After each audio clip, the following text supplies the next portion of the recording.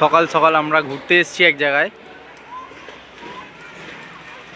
বর্দা বলছি, আমার গাড়ির খুব চেনটা খুব প্রবলেম করছে, বুঝলে তো?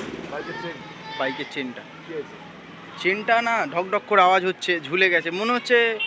গাড়িটা খুব প্রবলেম করছে, আটকে আটকে যাচ্ছে চেনটার, বুঝতে পারছি না ওটা একটু লুজ হয়ে যায়। হ্যাঁ বর্তমানে SP125, হ্যাঁ ও তোমার তো কভার দেওয়া চেন আছে, ওটা ড্যামেজ অনেক লেটে হয়।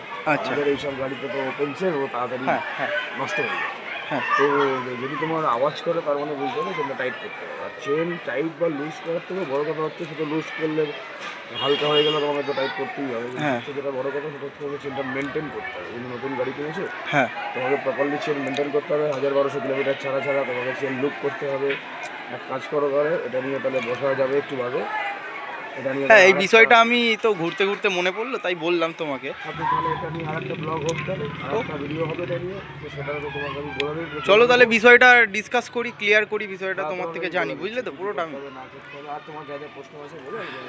হ্যাঁ আমি সব ক্লিয়ার করব তোমার থেকে, ঠিক আছে? একদম।